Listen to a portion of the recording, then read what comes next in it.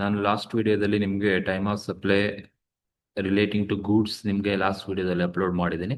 So ಈ ಒಂದು ವಿಡಿಯೋದಲ್ಲಿ ನಾನು ನಿಮಗೆ time of supply relating to services ಅನ್ನ ಕೊಟ್ಟಾಗ ಯಾವ ತರ ನೀವು ಟೈಮ್ ಆಫ್ ಸಪ್ಲೈನ ಕ್ಯಾಲ್ಕುಲೇಷನ್ಸ್ ಅನ್ನ ಮಾಡಬೇಕು ಅನ್ನೋದನ್ನ ಈ ಒಂದು ವಿಡಿಯೋದಲ್ಲಿ ತಿಳಿಸ್ಕೊಡ್ತೀನಿ. ಬನ್ನಿ ಫಸ್ಟ್ ಕ್ವಶನ್ಸ್ ಏನಿದೆ ನೋಡೋಣ. ಫಸ್ಟ್ ಒನ್ ಹೇಳುತ್ತೆ, determine the time of supply in each of the following independent case in the accordance with the provision of section 12 of the CGST act 2017. ಅಂದ್ರೆ ನಮ್ಗೆ ಹೇಳಿದರೆ ಡಿಟರ್ಮೈನ್ ಟೈಮ್ ಆಫ್ ಸಪ್ಲೈ ಅನ್ನ determine ಮಾಡಿ ಅಂತೆ. ಅಂದ್ರೆ ನಾವು time of supply ಅನ್ನ calculations ಅನ್ನ ಮಾಡಬೇಕು.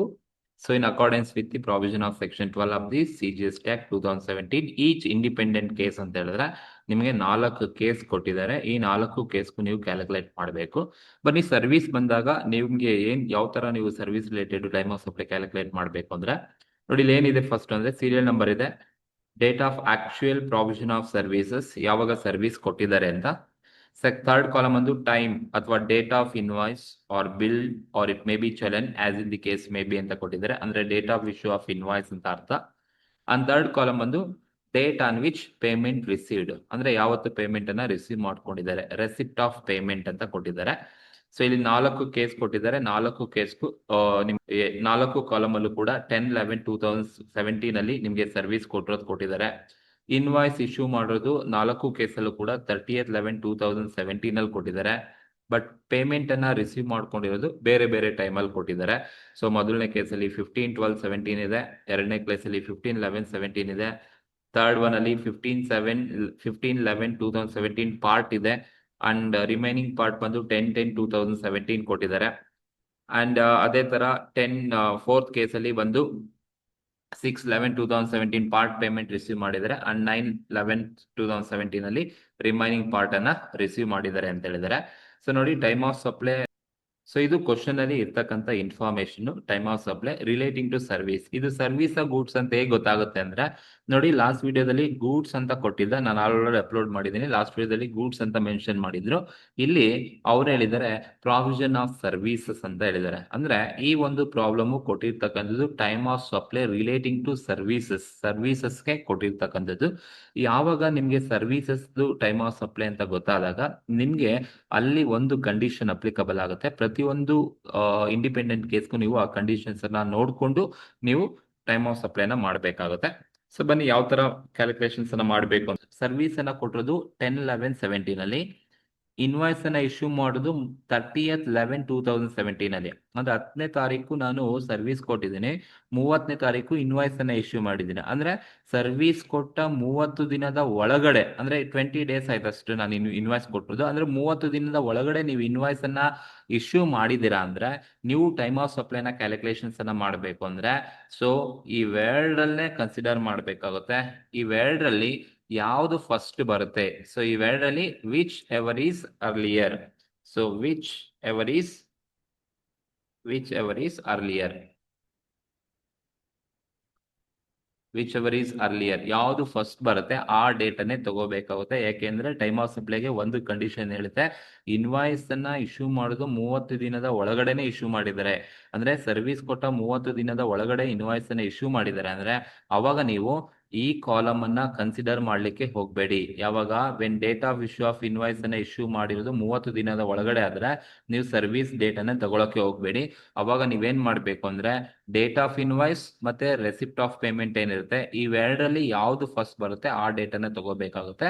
When invoice is issued within 30 days from the date of completion of services. Service ಕೊಟ್ಟ 30 ದಿನದ ಒಳಗಡೆ ಇನ್ವಾಯ್ಸ್ ಅನ್ನ ಇಶ್ಯೂ ಮಾಡಿದ್ದಾರೆ ಅಂತ ಹೇಳಿದ್ರೆ ಆಗ ಸರ್ವಿಸ್ಗೆ ಟೈಮ್ ಆಫ್ ಸಪ್ಲೈ ಏನಪ್ಪಾ ಅಂದ್ರೆ issue of invoice date or date on which payment received ಅಥವಾ ರೆಸಿಪ್ಟ್ ಆಫ್ ಪೇಮೆಂಟ್ ಅಂತ ಏನ್ ಕರಿತೀವಿ, ಇವೆರಡರಲ್ಲಿ ಯಾವ್ದು ಫಸ್ಟ್ ಇರುತ್ತೋ ಅದೇ ತಗೋಬೇಕಾಗುತ್ತೆ.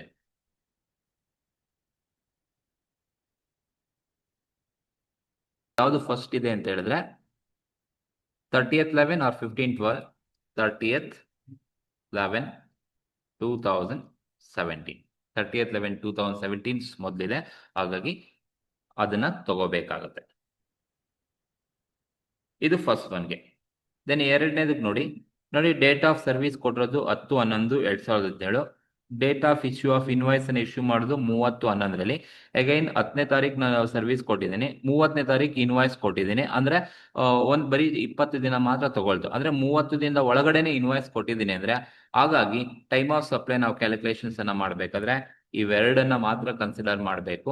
ಡೇಟ್ ಆಫ್ ಇನ್ವಾಯ್ಸ್ ಅಥವಾ date of receipt of payment, ಇವೆರಡರಲ್ಲಿ ಯಾವ್ದು ಫಸ್ಟ್ ಬರುತ್ತೆ? 30/11/17 ಬರುತ್ತಾ ಅಥವಾ 15/11/17 ಬರುತ್ತಾ? 15/11/17 ಬರುತ್ತೆ. So 15/11/17 is date of time of supply of service ಅಂತ ಕರಿತೀವಿ. ಸೊ ಬೇಕಾದ್ರೆ ಪೇಮೆಂಟ್ ಅಥವಾ date on which payment is received ಆ ಕಾಲಮ್ ನ ಬರಿಬೇಕಾಗುತ್ತೆ. ಸೊ ಫಸ್ಟ್ ಒನ್ಗೆ ಬಂದು date of invoice.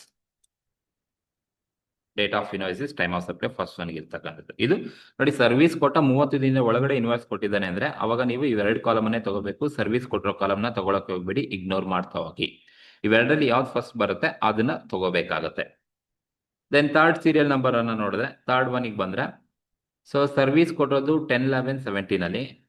Again invoice ಅನ್ನ ಇಶ್ಯೂ ಮಾಡೋದು 30/11/2017 ಕೊಟ್ಟಿದ್ದಾರೆ, 30/11/17 ಅಲ್ಲಿ. ಅಂದ್ರೆ again this is also with in 30 days from the date of issue of invoice. Invoice ಕೊಟ್ಟ ಸರ್ವಿಸ್ ಕೊಟ್ಟ 30 ದಿನದ ಒಳಗಡೆನೆ ಇನ್ವಾಯ್ಸ್ ಇಶ್ಯೂ ಮಾಡಿದ್ದಾನೆ. ಹಾಗಾಗಿ ನೀವು ಕನ್ಸಿಡರ್ ಮಾಡಬೇಕಾಗುತ್ತೆ ಟೈಮ್ ಆಫ್ ಸಪ್ಲೈಗೆ ಏನನ್ನ ಕನ್ಸಿಡರ್ ಮಾಡಬೇಕು ಅಂದ್ರೆ, ಸೊ ಇವೆರಡನ್ನ ತಗೋಬೇಕಾಗುತ್ತೆ. Date of completion of date of invoice ಅಥವಾ date on which payment received, ಇವೆರಡನ್ನ ತಗೋಬೇಕಾಗುತ್ತೆ. ಇಲ್ಲಿ ತಗೋಬೇಕಾದ್ರೆ ನೋಡಿ, ನಿಮ್ಗೆ ಇಲ್ಲಿ ಪಾರ್ಟ್ ಪೇಮೆಂಟ್ ಕೊಟ್ಬಿಟ್ಟಿದ್ದಾರೆ. ಸೊ ಒಂದು ಪಾರ್ಟ್ ಪೇಮೆಂಟ್ ಇದೆ, ಇನ್ನೊಂದು ರಿಮೈನಿಂಗ್ ಪಾರ್ಟ್ ಇದ್ದಾಗ ಫಸ್ಟ್ ನೀವೇನ್ ಮಾಡ್ಬೇಕು ಅಂದ್ರೆ, ಸೊ ಎ ಪಾರ್ಟ್ಗೆ ನೀವು ಮಾಡ್ಬೇಕಾಗುತ್ತೆ. ಫಸ್ಟ್ ಪಾರ್ಟಿಂಗ್ ಮಾಡಬೇಕು, ಆಮೇಲೆ ಬಿ ರಿಮೈನಿಂಗ್ ಮಾಡಬೇಕಾಗುತ್ತೆ.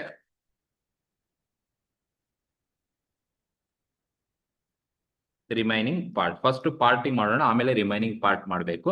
ಸೊ ನಿಮ್ಗೆ as it is same procedure ಗೊತ್ತಿರಬೇಕು. ನೋಡಿ, ಸರ್ವಿಸ್ ಕೊಟ್ಟಿರೋದು 10/11, ಚಲನ ಇನ್ವಾಯ್ಸ್ ಅನ್ನ ಇಶ್ಯೂ ಮಾಡೋದು 30/11, ಅಂದ್ರೆ ಸರ್ವಿಸ್ ಕೊಟ್ಟ 30 ದಿನದ ಒಳಗಡೆನೆ ಇನ್ವಾಯ್ಸ್ ಇಶ್ಯೂ ಮಾಡಿದ್ದಾನೆ ಅಂತ ಹೇಳಿದ್ರೆ ಅವಾಗ ನೀವು ಟೈಮ್ ಆಫ್ ಸಪ್ಲೈ ಕ್ಯಾಲ್ಕುಲೇಟ್ ಮಾಡಬೇಕು. ಅಂದ್ರೆ ಡೇಟ್ ಆಫ್ ಇನ್ವಾಯ್ಸ್ ಅಥವಾ payment received which ever is earlier is called as time of supply for service ಅಂತ ಕರಿತೀವಿ. ಬಟ್ ಇಲ್ಲಿ ಪಾರ್ಟ್ ಅಥವಾ ರಿಮೈನಿಂಗ್ ಪಾರ್ಟ್ ಕೊಟ್ರೆ ನೀವು ಫಸ್ಟ್ ಏನ್ ಮಾಡ್ಬೇಕು ಅಂದ್ರೆ, ಈಗ ಡೇಟ್ ಆಫ್ ಇನ್ವಾಯ್ಸ್ ಎಷ್ಟಿದೆಯಪ್ಪ? 30/11/2017 ಇದೆ.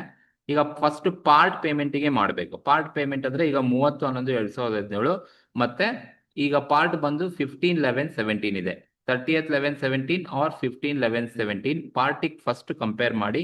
ಸೊ ಫಸ್ಟ್ ನೀವು ಈ ಒಂದು ಅಮೌಂಟ್, ಈ ಒಂದು ಡೇಟು ಮತ್ತೆ ಈ ಒಂದು ಡೇಟಿಗೆ ನೀವು ಕಂಪೇರ್ ಮಾಡಬೇಕಾಗುತ್ತೆ ಫಸ್ಟ್. ಈಗ 30/11/17 ಮತ್ತೆ 15/11/17 ಅಲ್ಲಿ ಯಾವ್ದು ಫಸ್ಟ್ ಬರುತ್ತೆ? 15/11/17 ಬರುತ್ತೆ.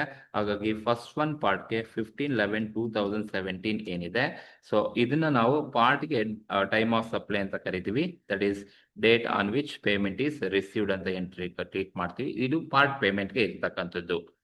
ನೆಕ್ಸ್ಟ್ ನೀವು ರಿಮೈನಿಂಗ್ ಪಾರ್ಟಿಂಗ್ ಮಾಡಬೇಕಾಗುತ್ತೆ. ರಿಮೈನಿಂಗ್ ಪಾರ್ಟಿಂಗ್ ಮಾಡಬೇಕು ಅಂದ್ರೂ ಕೂಡ ಅಷ್ಟೇ, ನೀವು ಫಸ್ಟ್ 30/11/17 ಇದೆ, ರಿಮೈನಿಂಗ್ ಪಾರ್ಟ್ ಬಂದು 10/10/17 ಇದೆ. ಸೊ ಇವೆರಡರಲ್ಲಿ ಯಾವುದು ಫಸ್ಟ್ ಬರುತ್ತೆ? 30/11/17 ಆರ್ 10/10/17?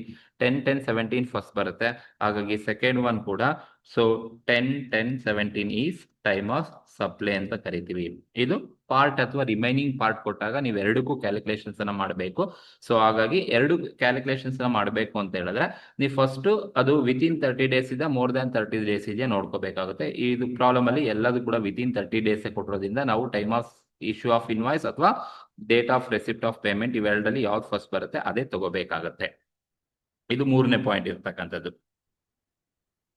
ದೆನ್ ಫೋರ್ತ್ ಒನ್ ಬಂದು ಕೊಡಿ. ಫೋರ್ತ್ ಒನ್ ಕೂಡ ಅಷ್ಟೇ ನೋಡಿ, ಸರ್ವಿಸ್ ಕೊಡೋದು 10/11/2017, ಇನ್ವಾಯ್ಸ್ ಅನ್ನ ಇಶ್ಯೂ ಮಾಡೋದು 30/11/2017 ಕೊಟ್ಟಿದ್ದಾನೆ. ಅಂದ್ರೆ again the issue of invoice is with in 30 days from the date of completion of service. Service ಕೊಟ್ಟ 30 ದಿನದ ಒಳಗಡೆನೆ ಅವನು ಇನ್ವಾಯ್ಸ್ ಅನ್ನ ಇಶ್ಯೂ ಮಾಡಿದ್ದಾನೆ ಅಂದ್ರೆ, ಸೊ ನಾವು ಕ್ಯಾಲ್ಕುಲೇಷನ್ಸ್ ಅನ್ನ ಮಾಡಬೇಕಾದ್ರೆ ಇನ್ವಾಯ್ಸ್ ಡೇಟ್ ಮತ್ತೆ ರೆಸಿಪ್ಟ್ ಆಫ್ ಪೇಮೆಂಟ್ ಡೇಟ್, ಇವೆರಡು ಡೇಟ್ ಏನಿದೆ ಇವೆರಡು ಡೇಟ್ ಅನ್ನ ಮಾತ್ರ ತಗೋಬೇಕಾಗುತ್ತೆ ಟೈಮ್ ಆಫ್ ಸಪ್ಲೈನ ಕ್ಯಾಲ್ಕುಲೇಷನ್ ಮಾಡಬೇಕಾದ್ರೆ. ಸೊ ಹಾಗಾಗಿ ಇಲ್ಲಿ ಪಾರ್ಟ್ ಪೇಮೆಂಟ್ ಮತ್ತೆ ರಿಮೈನಿಂಗ್ ಪಾರ್ಟ್ ಕೊಟ್ಟಿದ್ದಾರೆ. ಹಾಗಾಗಿ ಫಸ್ಟ್ ನಾವು ಪಾರ್ಟ್ ಪೇಮೆಂಟ್ಗೆ ಮಾಡಬೇಕಾಗುತ್ತೆ. ಫೋರ್ತ್ ಒನ್ ಅಲ್ಲಿ ಎ ಪಾರ್ಟ್ ಪೇಮೆಂಟ್ಗೆ ಮಾಡೋಣ. ಪಾರ್ಟ್ ಪೇಮೆಂಟಿಗೆ ಮಾಡ್ತೀರಾ ಅಂದ್ರೆ ಡೇಟ್ ಆಫ್ ಇನ್ವಾಯ್ಸ್ ಬಂದು 30/11/17 ಇದೆ. ಪಾರ್ಟ್ ಪೇಮೆಂಟ್ ಬಂದು ರಿಸೀವ್ ಮಾಡೋದು ಯಾವಾಗ ಅಂದ್ರೆ 17 ಅಲ್ಲಿ ರಿಸೀವ್ ಮಾಡಿದ್ದಾರೆ. ಇವೆರಡನ್ನ ಕಂಪೇರ್ ಮಾಡಿದ್ರೆ ಯಾವ್ದು ಫಸ್ಟ್ ಬರುತ್ತೆ? 30th 11/17 R 6/11/17? ಸೊ 6/11/17 ಬರುತ್ತೆ. ಹಾಗಾಗಿ ಪಾರ್ಟ್ ಪೇಮೆಂಟ್ಗೆ 6/11/2017 ಈಸ್ ಟೈಮ್ ಆಫ್ ಸಪ್ಲೈ ಅಂತ ಕರಿತೀವಿ. That is date on which payment is received.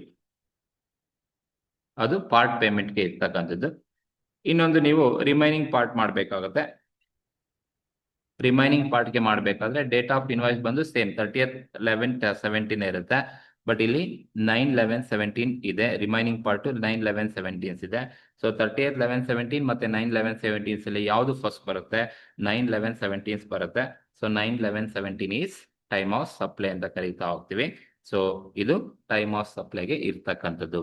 So ನೀವು ಸರ್ವಿಸ್ ರಿಲೇಟೆಡ್ ಕ್ಯಾಲ್ಕುಲೇಷನ್ಸ್ ಅನ್ನ ಮಾಡ್ತಾ ಇದ್ದೀರಾ ಅಂತ ಹೇಳಿದ್ರೆ ಟೈಮ್ ಆಫ್ ಸಪ್ಲೈನ ಕ್ಯಾಲ್ಕುಲೇಟ್ ಮಾಡಬೇಕಾದ್ರೆ ಸೊ ನಿಮಗೆ ಈ ಒಂದು ಪ್ರೊಸೀಜರ್ ಗೊತ್ತಿರಬೇಕು. ಡೇಟ್ ಆಫ್ ಸರ್ವಿಸ್ ಯಾವಾಗ ಕೊಟ್ಟಿದ್ದಾರೆ, ಇನ್ವಾಯ್ಸ್ ಅನ್ನ ಯಾವಾಗ ಕೊಟ್ಟಿದ್ದಾರೆ. ಸೊ ಡೇಟ್ ಆಫ್ ಸರ್ವಿಸ್ ಕೊಟ್ಟಿರೋದು ಮತ್ತೆ ಇನ್ವಾಯ್ಸ್ ಕೊಟ್ಟಿರೋದು ಎರಡನ್ನೂ ನೋಡಿ. ವಿತಿನ್ 30 ಡೇಸ್ ಇದ್ರೆ ಇಲ್ಲಿ ಎಲ್ಲಾ ಪ್ರಾಬ್ಲಮ್ ಎಲ್ಲಾ ಸೀರಿಯಲ್ ನಂಬರು ಕೂಡ 10/11 ಅಲ್ಲಿ ಇದೆ. ಡೇಟ್ ಆಫ್ ಇನ್ವಾಯ್ಸ್ ಬಂದು 30th 11 ಇರೋದ್ರಿಂದ ಎಲ್ಲಾ ಟ್ರಾನ್ಸಾಕ್ಷನ್ಸ್ ಕೂಡ ಎಲ್ಲಾ ಕೇಸು ಕೂಡ ವಿತಿನ್ 30 ಡೇಸ್ ಇದೆ. ಯಾವಾಗ ಇನ್ವಾಯ್ಸ್ ಅನ್ನ ಇಶ್ಯೂ ಮಾಡೋದು 30 ದಿನದ ಒಳಗಡೆನೆ ಇಶ್ಯೂ ಮಾಡಿದ್ದಾನೆ ಅಂತ ಹೇಳಿದ್ರೆ ನೀವು ಅವಾಗ ಸರ್ವಿಸ್ ಕಾಲಮ್ ಅಲ್ಲಿ ಇರೋ ಡೇಟ್ ಅನ್ನ ತಗೊಳಕ್ ಹೋಗ್ಬೇಡಿ, ಇಗ್ನೋರ್ ಮಾಡಿ. ಅಲ್ಲಿ ಯಾವ ಡೇಟ್ ಕೊಟ್ಟರು ತಗೊಳಕ್ ಬೇಡಿ. ಯಾವಾಗ date of issue of invoice is issued within 30 days from the date of completion of service complete ಆದ 30 ದಿನದ ಒಳಗಡೆ ಅವನು ಇನ್ವಾಯ್ಸ್ ಕೊಟ್ಟಿದ್ದಾನೆ ಅಂದ್ರೆ ನೀವು ಅವಾಗ ಡೇಟ್ ಆಫ್ ಸರ್ವಿಸ್ ಕಾಲಮ್ ಅನ್ನ ತಗೊಳಕ್ ಹೋಗ್ಬೇಡಿ, ಇಗ್ನೋರ್ ಮಾಡಿ. ಇನ್ನ ನಿಮ್ಗೆ ಇನ್ 2 ಕಾಲಮ್ ಕೊಟ್ಟಿರ್ತಾರೆ, ಡೇಟ್ ಆಫ್ ಇನ್ವಾಯ್ಸ್ ಮತ್ತೆ ಪೇಮೆಂಟ್ ರಿಸೀವ್ಡ್ ಅಥವಾ ರೆಸಿಪ್ಟ್ ಆಫ್ ಪೇಮೆಂಟ್ ಏನ್ ಕೊಟ್ಟಿರ್ತಾರೆ ಇವೆರಡನ್ನ ಕಂಪೇರ್ ಮಾಡಬೇಕು. ಇವೆರಡಲ್ಲಿ ಯಾವ್ದು ಫಸ್ಟ್ ಬರುತ್ತೆ ಅದನ್ನ ನೀವು ಟೈಮ್ ಆಫ್ ಸಪ್ಲೈ ಅಂತಾನೆ ಕನ್ಸಿಡರ್ ಮಾಡಬೇಕಾಗುತ್ತೆ. ಇದು ಸರ್ವಿಸ್ ರಿಲೇಟೆಡ್ ವಿತಿನ್ 30 ಡೇಸ್ ಇದ್ರೆ ಇವೆರಡು ಕಾಲಮ್ ಅನ್ನ ಕಂಪೇರ್ ಮಾಡಬೇಕಾಗುತ್ತೆ. ಸಪೋಸ್ ಮೋರ್ ದನ್ 30 ಡೇಸ್ ಕೊಟ್ಬಿಟ್ಟಿದ್ರೆ ಅವಾಗ ನೀವು ಡೇಟ್ ಆಫ್ ಇನ್ವಾಯ್ಸ್ ಕಾಲಮ್ ಅನ್ನ ತಗೊಳಕ್ ಹೋಗ್ಬೇಡಿ. ಯಾವಾಗ ಇನ್ವಾಯ್ಸ್ ಇಶ್ಯೂ ಮಾಡಿರೋದು ಮೋರ್ ದನ್ 30 ಡೇಸ್ ಇದ್ರೆ ಅವಾಗ ನೀವು ಇನ್ವಾಯ್ಸ್ ಕಾಲಮ್ ಡೇಟ್ ಅನ್ನ ತಗೋಬಾರ್ದು. ಅವಾಗ ನೀವು ಡೇಟ್ ಆಫ್ ಸರ್ವಿಸ್ ಪ್ರೊವೈಡೆಡ್, ಯಾವಾಗ ಸರ್ವಿಸ್ ಕೊಟ್ಟಿದ್ದಾನೆ ಮತ್ತೆ ಯಾವಾಗ ಪೇಮೆಂಟ್ ಅನ್ನ ರಿಸೀವ್ ಮಾಡ್ಕೊಂಡಿದ್ದಾನೆ ಇವೆರಡರಲ್ಲಿ ಯಾವ್ದು ಫಸ್ಟ್ ಬರುತ್ತೆ ಅದನ್ನ ನೀವು ಟೈಮ್ ಆಫ್ ಸಪ್ಲೈಗೆ ತಗೋಬೇಕಾಗುತ್ತೆ. ಇದು ಸರ್ವಿಸ್ ರಿಲೇಟೆಡ್ ಆದ್ರೆ ಮಾತ್ರ ಈ ಕಂಡೀಷನ್ ಅಪ್ಲಿಕಬಲ್ ಆಗುತ್ತೆ. ವಿತಿನ್ 30 ಡೇಸ್ ಇಶ್ಯೂ ಮಾಡಿದಾರ ಅಥವಾ ಮೋರ್ ದನ್ 30 ಡೇಸ್ ಇಶ್ಯೂ ಮಾಡಿದಾರ ನಾವು ಕ್ಯಾಲ್ಕುಲೇಟ್ ಮಾಡ್ಕೋಬೇಕು. ಆ ಮುಖಾಂತರ ನಮ್ಗೆ ಅದು ವಿತಿನ್ 30 ಡೇಸ್ ಇದೆಯಾ ಮೋರ್ ದನ್ 30 ಡೇಸ್ ಇದೆಯಾ ಅಂತ ನೋಡ್ಕೊಂಡು ನಾವು ಕ್ಯಾಲ್ಕುಲೇಷನ್ಸ್ ಅನ್ನ ಮಾಡಬೇಕಾಗುತ್ತೆ. ಸೊ ಈ ಒಂದು ವಿಡಿಯೋ ನಿಮ್ಗೆ ಇಷ್ಟ ಆಗಿದ್ರೆ ದಯವಿಟ್ಟು ಶೇರ್ ಮಾಡಿ, ಲೈಕ್ ಮಾಡಿ, ಕಮೆಂಟ್ ಮಾಡಿ. Thank you very much.